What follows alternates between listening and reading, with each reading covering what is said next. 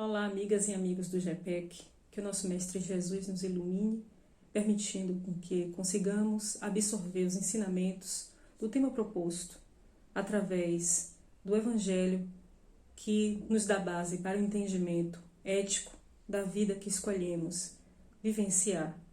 Que o nosso Mestre Jesus esteja conosco hoje e sempre, que assim seja. O tema é a ascensão espiritual. O princípio inteligente, ele se individualiza e vivencia diversas experiências na animalidade. Antes mesmo de adentrar a humanidade, o espírito vivencia diversas experiências. Mas Kardec, ele passa a tratar do espírito quando ele adentra a humanidade e diz que o espírito foi criado simples e ignorante, conforme a afirmação dos espíritos codificadores. Quando ele adentra a humanidade, ele recebe a capacidade de arbitrar livremente sobre o seu destino e também adquire senso moral. Daí, ele tem a possibilidade de começar a empreender o seu caminho vagarosamente rumo à ampliação cada vez maior de sua consciência. Nesse estágio, o espírito ele passa a vivenciar suas experiências de encarnado nos mundos primitivos, que é onde o espírito começa a vivenciar de maneira mais efetiva a ampliação dessa consciência espiritual. Assim começa o seu ponto de ascensão espiritual. No mundo primitivo, o espírito ainda muito animalizado, embora já dentro da vivência da humanidade, ele ainda tem sentimentos mais instintivos do que elaborados. As relações, elas são muito mais próximas da relação que se estabelece no reino animal. São relações de ampla concorrência, onde o mais forte vence o mais fraco, sempre, muita violência. Os mundos são acidentados, não existe uma sociedade mais elaborada, não existe uma civilidade muito grande. O que se encontra nesse mundo é um ensaio cada vez maior para o desenvolvimento das capacidades psíquicas e espirituais. Mas o homem ainda não se encontra a ponto de reconhecer as consequências éticas e morais das suas ações. Ele só está no começo. Aí ele erra e acerta sem ter muita consciência do mal. O mal, é importante dizer, ele é diferente do erro. O erro nós cometemos na intenção de acertar.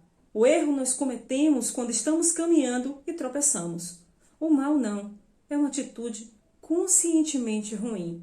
Ainda que o nosso erro, por ignorância, atinja aquele outro, alguma pessoa, esse erro é menos imputado conscientemente a nós porque nós não tínhamos a intenção de cometer aquele ato em desfavor de outrem ou de nós mesmos. Assim erramos.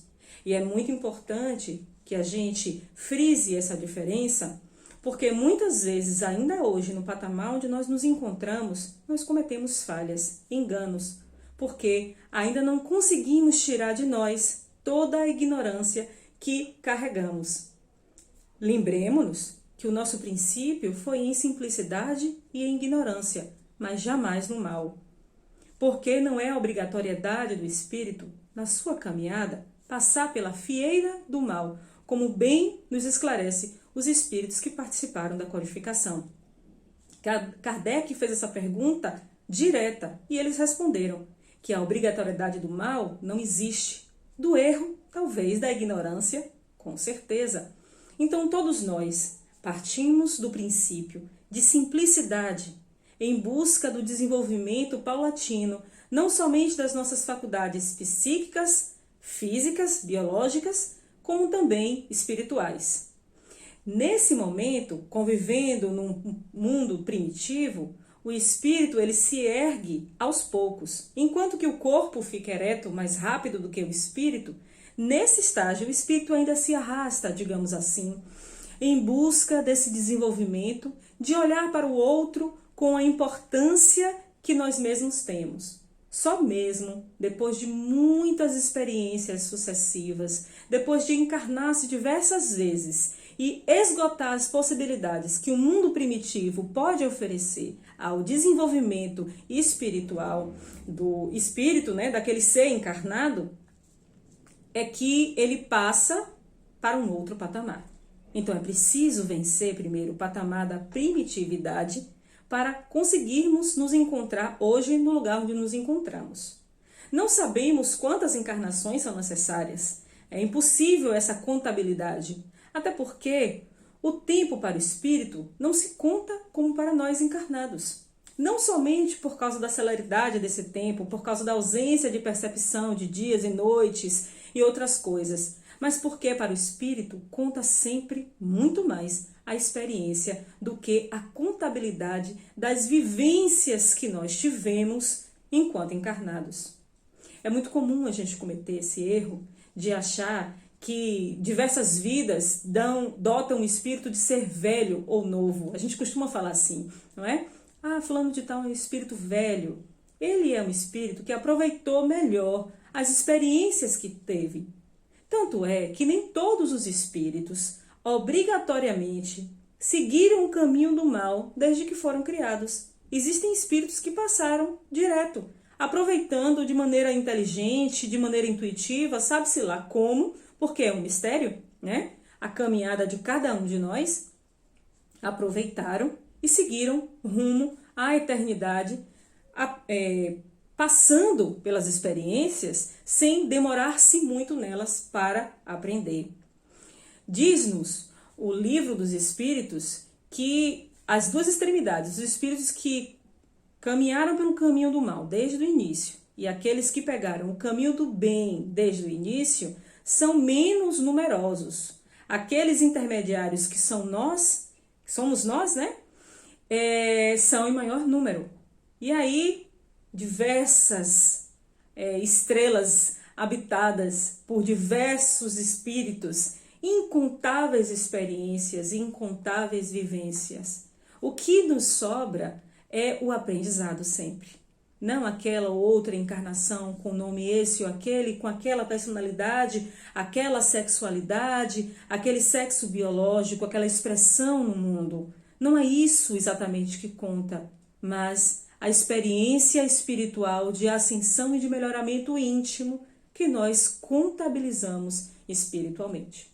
Depois que vivemos no patamar de mundos primitivos, nós passamos a poder viver, desde que tenhamos aprendido tudo aquilo que aquele orbe nos ensinou, podemos passar a viver agora no mundo de provas e expiações, que é onde nós nos encontramos. A Terra é um planeta destinado a vivenciarmos experiências de provas e expiações. Bom, para sermos testados, precisamos trazer um estudo, né, a respeito da vida, a respeito de diversos aprofundamentos, de conhecimento sobre nós mesmos, de um conhecimento intelectivo, e aí somos testados para ver se estamos aptos a, vencendo aquela prova, passar para outro mundo. Também vivenciamos expiações, que é quando cometemos algum tipo de erro, quando cometemos algum tipo de mal e precisamos expiar, ou seja, vivenciar uma experiência que nos comprove a ineficácia no mal. Por isso, expiamos. A lei de Talião só é aplicada por Deus em suas leis imutáveis. Porém, ela sempre nos traz a brecha de ser interceptada pela lei de amor, porque o amor cobre uma multidão de pecados. O objetivo da justiça não é somente equiparar-nos, né, dentro da lei de Deus que infringimos. Lei essa que está no fundo da nossa consciência. O objetivo da justiça, além de nos colocar em equilíbrio com essa lei, é podermos aprender. Não existe justiça sem aprendizado, porque senão seria simplesmente uma grande vingança divina. E o objetivo divino é que nós nos emancipemos, que nós consigamos, cada vez mais evoluirmos, nos melhorarmos, para que a gente consiga sair da condição de espírito simples e ignorante, passarmos pelo mundo de provas e expiações, o mais rápido possível, digamos assim. O mais rápido que eu quero me referir, na verdade, é nos aprofundando o quanto antes nas verdades espirituais para que nós consigamos ser felizes. Não sabemos, inclusive, como é a felicidade daqueles que já passaram por tudo que a gente já passou e tem passado. Mas podemos imaginar que não vamos mais experienciar situações dolorosas e tampouco necessitaremos conviver com o mal. Então, só daí, né, só em termos a certeza de que não conviveremos mais em relações maldosas, conviveremos mais com consequências ruins, já podemos dizer que seremos felizes. Essa felicidade, por abstração, a gente consegue imaginar. Mas agora, no mundo de provas e expiações, nós ainda não nos encontramos na amplitude da nossa consciência. Existem alguns indícios para nós afirmarmos isso. Estamos no desenvolvimento, no ápice do desenvolvimento biológico? Eu acredito que não. E os indícios da natureza nos provam que cada vez mais nós vamos melhorando geneticamente este corpo através das vivências sucessivas, através dos mecanismos da genética, melhoramos o nosso corpo, vivemos mais tempo também, para e passo. Com esse melhoramento biológico, nós também temos um melhoramento espiritual. A partir do momento que nós vamos nos desenvolvendo-nos em moralidade e intelectualidade, nós impregnamos o perispírito, que cada um de nós é revestido, em melhores energias. Futuramente, esse perispírito também colocará essas mesmas energias num novo modelo organizacional que vamos habitar, que é o corpo, né? O corpo físico. E aí haverão diversos melhoramentos biológicos também. Porém, nós não nos encontramos ainda na amplitude de consciência, porque no estágio em que nos encontramos, não prescindimos da tutela espiritual daqueles mais avançados. De ordinário, são eles que vos dirigem. Essa foi uma afirmação que um dos espíritos deu a Kardec na codificação. Se de ordinário são eles que vos dirigem, muitas vezes nós associamos essa frase à questão da influência espiritual em nossa vida. De fato, os espíritos influenciam porque estamos em comunicação espiritual a todo instante, quer no estado de vigília, quer no estado de despertamento. Significa dizer também que se esses espíritos nos dirigem, eles conseguem ter sobre nós uma ascensão moral. E através dessa ascensão moral, dessa interferência moral positiva em nossa vida, nós, nesse regime de solidariedade, nesse regime de convivência, vamos cada vez mais melhorando, ascendendo um patamar íntimo melhor e conquistando melhores vivências, melhores experiências, já que nesse estágio em que nós nos encontramos, já somos mais conscientes das consequências das atitudes que cometemos. Temos agora, no mundo de provas de expiação, não mais no mundo primitivo, a oportunidade de um livre-arbítrio mais ampliado e de um senso moral maior. E isso nos confere maior autonomia, mas não toda a autonomia. O que devemos é nos exercitar com coragem e com esse norte que recebemos através do Evangelho, dentro desse princípio importantíssimo que é a liberdade, que é a autonomia. Não devemos delegar a outrem, quem quer que seja ele, a possibilidade de escolher por nós. É através desse exercício, ainda que cometamos erros, que nós vamos começar a dilatar, através das nossas experiências, a nossa consciência espiritual. É muito importante que a gente se torne cada vez mais consciente e responsável, não culpado, responsável pelos atos que cometemos. Se as nossas intenções apontam para o bem e mesmo assim nós tropeçamos, conforme Paulo nos diz, porque o bem que eu quero fazer eu não faço, mas o mal que eu não quero fazer, esse eu ainda faço, através dessas experiências que trazemos no nosso inconsciente, inclusive, repetimos alguns erros, mas se nosso norte aponta para o bem, nós já fizemos uma ótima escolha. Que utilizemos a nossa autonomia para agirmos em conformidade com aquilo que nós acreditamos melhor, não somente para nós mesmos, mas para o nosso próximo. Porque as relações que caracterizam o mundo de provas e expiações são relações mais complexas, onde existem acordos que incluem não somente o nosso interesse pessoal, bem como o interesse coletivo e o interesse do outro indivíduo. Nós já somos capazes de incluir no nosso interesse de felicidade a felicidade do nosso próximo.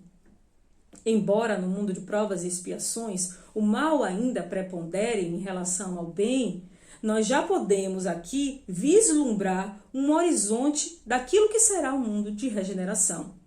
Foi nesse ponto que o Cristo, vamos utilizar um termo diferente, que o Cristo nos interceptou. Ele veio ao nosso encontro, embora estivesse sempre conosco desde a gênese desse planeta. Foi quando ele se tornou, quando ele adentrou num patamar de provas e expiações, que o Cristo veio materialmente ao nosso encontro, encarnado entre nós, caminhando os passos junto com a humanidade, pôde nos trazer a lei de amor como uma lei maior. Então, ele inovou. O Cristo foi disruptivo.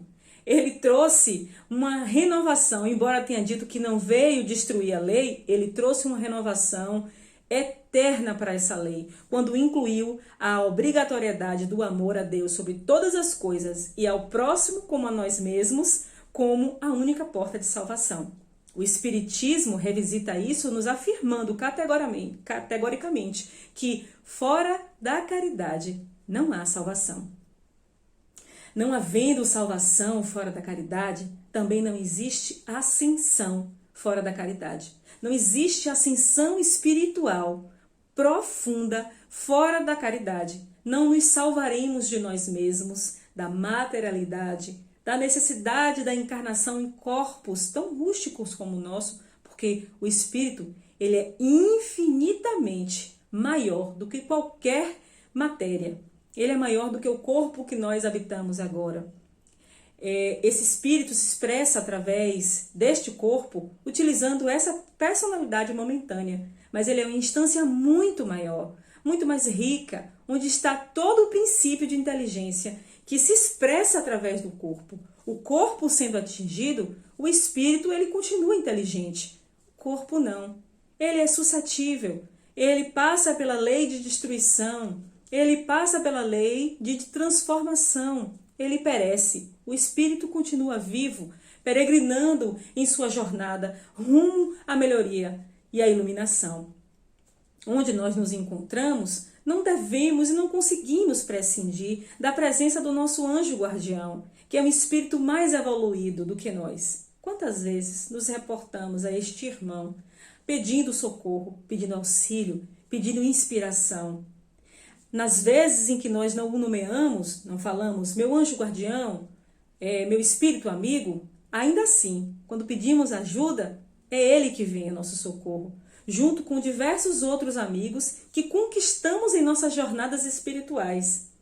Isso prova que a vida funciona em regime de solidariedade. Estamos sempre juntos uns aos outros, nos firmando e nos afirmando como irmãos perante a eternidade.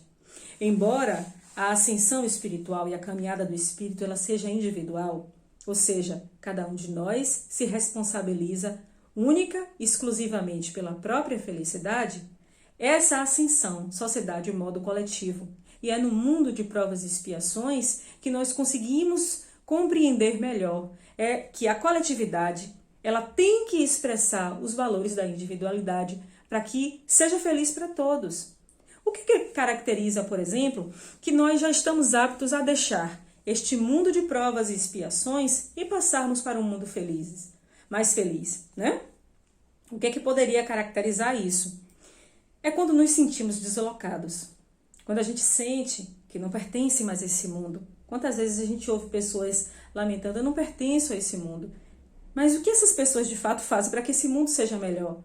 Ou como elas contribuem na melhora íntima para a melhora coletiva? Como elas conseguem coletivizar esse desejo de melhora? Quando nós queremos que a melhora seja só para a gente, ainda vibramos na faixa do egoísmo, na faixa do orgulho, achando que somente nós devemos ser os eleitos das benesses, não somente do mundo, como também da espiritualidade. Quando não pedimos por nós tanto quanto desejamos para o outro, ainda, infelizmente, estamos vibrando nessa faixa que nos encontramos. Deveríamos permanecer aqui por mais algum tempo para que a gente venha, através das experiências, entender que o próximo e nós para Deus têm exatamente o mesmo valor. Deus não nos ama em absoluto, menos do que Jesus, do que Ele ama o Cristo, nem mais do que aqueles irmãos que ainda se encontram em mundos primitivos. Deus nos ama a todos de maneira igual, nos oportuniza as mesmas oportunidades, nos dá diversas experiências para que a gente, cada um, por si só, consiga evoluir quando escolhe se esforçar o tanto necessário para vencer a si mesmo. Se o mundo, se a Terra ainda se encontra no patamar de provas e expiações, é porque nós continuamos elegendo valores que farão com que a Terra permaneça nesse patamar. É responsabilidade nossa não somente a melhoria para nós mesmos, mas quando detemos algum tipo de privilégio, algum tipo de poder nas nossas mãos, é a obrigação nossa tornar a vida do outro melhor. O Evangelho está cheio de exemplos assim.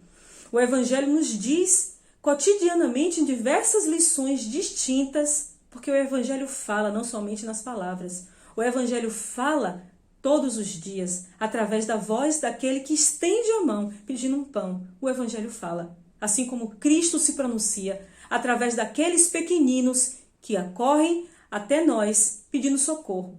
O que fazemos com esse Cristo e com os pequeninos? Se houver ainda caídos, deserdados, marginalizados, pessoas sofrendo preconceito na terra, ainda haverá necessidade que ela permaneça um mundo que promove, que provoca e que mantém a dor. Mas se escolhemos valores diferentes, entendemos que o outro tem o mesmo direito que cada um de nós e que ainda que ele não tenha nascido e nós tenhamos nascido, é nosso dever, que temos mais, tornar a vida dele melhor, para que ele possa ascender junto conosco, aí ascenderemos de maneira mais fácil. Transformaremos não somente a nós mesmos como aptos para adentrarmos no mundo mais feliz, como transformaremos a Terra nesse mundo mais feliz para aqueles que estão chegando. Jesus veio fazer isso conosco, veio nos ensinar que o único caminho é verdadeiramente a caridade. Depois que encontramos com Cristo, que Ele adentrou em nossas vidas e que nos comprometemos com a nossa própria consciência em seguir os seus passos, nossa vida nunca mais foi e nem será a mesma. Nós, ampliando cada vez mais a nossa consciência, nos conscientizamos que o outro, dentro da nossa vida, tem uma importância fundamental de espelhar e de nos convidar à caridade e ao amor. Quando Cristo nos trouxe a parábola do bom samaritano, ele deixou bem claro uma imagem de um homem que para o mundo não significava muita coisa. Ao contrário, esse homem era um pária. O samaritano era um pária e ele não era bem aceito, ele não era bem visto. Ele desce da estrada de Jericó e ele alcança um outro homem que está caído. Antes dele passou um sacerdote e um levita. Os dois, conhecedores da lei, sabiam o que deviam fazer, mas não fizeram. O samaritano, aos olhos do mundo, não sabia o que fazer, mas ele fez. Ele exerceu o papel de caridade. Ele desceu a essa estrada, alcançou, viu, enxergou e alcançou aquele que estava sofrendo, caído no chão. Não lhe perguntou quem ele era, não lhe perguntou, não lhe pediu documentos, não lhe pediu informações, simplesmente estava a cavalo e provavelmente, muito provavelmente, devido às feridas deste homem, porque ele apanhou muito dos ladrões, devido às feridas desse homem, ele colocou esse homem em seu cavalo e seguiu a pé. Quando ele chegou numa estalagem, ele falou ao homem responsável pela hospedaria que cuidasse daquele que ele acabou de resgatar. Não somente isso, pagou do seu bolso por essa hospedagem. Depois, ele seguiu viagem, mas antes deixou uma recomendação: gaste o que for necessário, que na minha volta eu restituirei tudo aquilo que foi gasto por esse homem. Não parece, na parábola, que ele perguntou o nome, que ele perguntou o que tinha acontecido. Ele não se importou se aquele homem que estava caído poderia, inclusive, estar fazendo um golpe, como a gente vê hoje muito, né? Pessoas que fingem que estão passando por uma situação para dar um golpe. Ele não perguntou absolutamente nada disso. Ele não colocou a sua vida e sua segurança à frente do interesse da vida e segurança daquele homem. Ele olhou aquele homem como olhou a si mesmo. Se ele estivesse caído, ele gostaria de ser visto e tratado dessa maneira. Mais de 2000 anos depois, nós ainda estamos nos engateando nessa lição. Ainda não temos coragem plena, suprema, de nos colocarmos não somente no lugar do caído, mas no lugar daquele que é acolhido, que é acolhedor. Nós precisamos, enquanto sociedade, olharmos esses caídos e nos responsabilizarmos por eles. Eles são fruto da sociedade que vivemos também. Não somente escolheram essa ou aquela aprovação. Esse não é o nosso papel. Nosso papel enquanto cristãos é ter misericórdia. Julgar somente Deus. Até o Cristo nos deu essa observação quando falou: não julgueis para não ser julgados. Com a mesma medida que você julgar, você será julgado também. Porque você está provando, na verdade, que reconhece isso como justiça. E se você reconhece isso como justiça, se a sua consciência, onde estão as leis divinas gravadas, reconhecem isso como justiça, então é essa justiça que será aplicada a você. Nós vivemos nos movimentando dentro da lei. Não conseguimos sair das consequências daquilo que plantamos antes que tenhamos nos equilibrados com esta lei. E é muito importante que a gente se antecipe à dor. Por isso que o Cristo veio nos ensinar. Ama, perdoa, trabalha, coopera, não julga.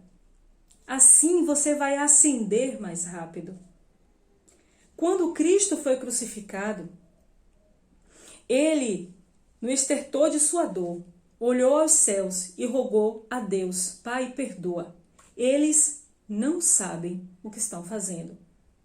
Essa frase prova que a gente ainda precisava e ainda precisa, verdade seja dita, ampliar nossa consciência a ponto de sabermos exatamente tudo o que estamos fazendo.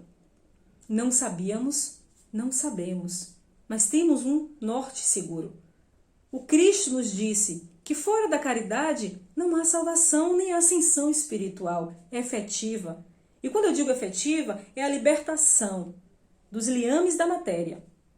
Somente assim, dentro da compreensão dessa lei maior, que é o amor em movimento, dando a importância do outro a mesma que nos damos, é que conseguiremos dar passos mais largos, profundos, dentro dessa proposta de emancipação espiritual. Quando passaremos então para um mundo de regeneração? Quando a Terra passará desse patamar onde ela se encontra hoje para um mais feliz? Não esperemos pelo tão falado de maneira jocosa meteoro. Não virá um meteoro.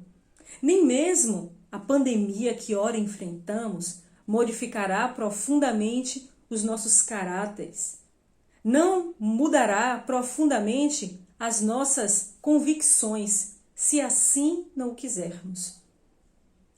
A gente não pode continuar automatizando a responsabilidade de nos tornarmos felizes ou dando a causas externas a responsabilidade de mudar o nosso destino, Ora, se vier um meteoro, a Terra vai melhorar, vai explodir tudo, vai acabar com tudo, mas os espíritos que pertencem a esse orbe continuarão aqui e terão a oportunidade de reencarnar, se não aqui, se a Terra não for toda destruída, em outro lugar, onde a sua vibração os leve. Nós somos sempre herdeiros de nós mesmos. Isso é indiscutível. Não é culpa desse ou daquele ou daquela, ainda que estes todos tenham nos causado algum tipo de mal, é sempre responsabilidade nossa livrarmos-nos do mal. Quando rogamos ao nosso Mestre Jesus através da prece, ao nosso Pai Celestial através do Pai Nosso, dizemos livrai-nos do mal, é um pedido de Deus, oportuniza-nos o amor, oportuniza-nos a capacidade de enxergar no outro o direito de ser amado tanto quanto nós desejamos ser. Se nós não aguentamos mais viver no mundo de provas e expiações, transformemos esse mundo, dando a eles relações sociais, relações interpessoais mais justas, mais amorosas, mais caridosas. Assim adentraremos na fase de regeneração, que é caracterizada por um descanso, conforme o Evangelho nos diz. Os espíritos continuam necessitando expiar, mas encontram um descanso das suas dores. Descansar para a gente, por hora, parece algo muito interessante, melhor do que estamos vivendo agora. Se queremos ter esse respiro, que nos esforcemos. A pandemia, ou meteoro, ou seja lá qualquer causa externa, é sempre um convite. Até mesmo Cristo, quando esteve conosco, nos convidou e nos disse que os céus não seriam tomados através da violência, nem mesmo a nossa melhora íntima, a nossa mudança espiritual de patamar será dada aos saltos. Na natureza, nada dá saltos. Sempre é tudo conquistado, experienciado, aprofundado. Precisamos aprofundarmos-nos no amor, o quanto antes. Essa é a proposta do Cristo. Por isso que ele veio nos convidar. Se nós aceitarmos esse convite, seremos cada vez mais felizes e seremos cada vez mais instrumento de felicidade na vida do nosso próximo. Assim, de uma noite para o dia? Não, mas com a escolha consciente. Lembremos-nos do poder da autonomia. A autonomia nos diz que podemos e que devemos agir em determinada direção, se assim o quisermos. Temos a liberdade para fazer isso. Nada nos impede de sermos bons a não ser nós mesmos. Ah, mas existem influências espirituais, mas de ordinário são eles que nos dirigem, mas só nos dirigem porque encontram um lastro em nossa vibração íntima, naquilo que somos. Somos nós mesmos os construtores desses degraus que nos levarão cada vez mais alto ou nos permitirão estacionar. Retroagir é impossível, sabemos. Uma vez ampliada a consciência, ela não se fecha. Ah, mas existe no Evangelho a afirmação de que o espírito não cumprindo aquilo que deve cumprir no patamar onde ele se encontra, sendo insistentemente repetidor do mal, ele vai encarnar-se em mundos primitivos. E aí, ele retroagiu? Não, de modo algum. O conhecimento permanece com ele. O que deixou de se desenvolver, vamos dizer assim, aquilo que ele recebeu agora no presente, foi encarnar-se num corpo mais primitivo. E veja bem, nem mesmo esse recurso ele é desperdiçado na natureza. Porque imagine um espírito que já experimentou coisas de um mundo mais evoluído, com todo o seu conhecimento, volve-se a um mundo primitivo, como forma de expiação, pelo tempo, pelas oportunidades que desperdiçou vivenciando conscientemente o mal. Ele vai levar consigo o seu conhecimento e vai contribuir para o desenvolvimento espiritual e genético, biológico daquele corpo também. Aconteceu isso com a Terra quando ela recebeu, através das transmigrações espirituais, espíritos mais avançados. Houve um melhoramento da consciência, houve um melhoramento biológico também, houve um salto, como nos diz a caminho da luz, Emmanuel, né, nos assegura isso através da informação espiritual. E nós podemos, por nossa vez, contribuirmos com isso também, se continuarmos insistindo em estacionar em patamares de orgulho e de egoísmo, não nos importando com o outro. Então, o convite para a ascensão espiritual reluz no nosso horizonte sempre. Somos criados e fomos criados, embora simples e ignorantes, com a destinação à luz maior, à purificação. Não sabemos quando estaremos no estado de espíritos puros, que vivem já em mundos felizes. Isso antes deles existem mundos ditosos. A gente sequer consegue caracterizar, nem mesmo por abstração, esse mundo. Nós nos aproximamos muito mais do mundo de regeneração, porque podemos reconhecer pelo desejo daquilo que se lança no nosso horizonte a felicidade que queremos para nós outros. Mas não nos esqueçamos de incluir nessa felicidade o nosso próximo. Ainda que sejamos responsáveis sozinhos, individualmente, pela nossa própria felicidade, podemos contribuir como instrumentos de felicidade na vida do nosso irmão e da nossa irmã.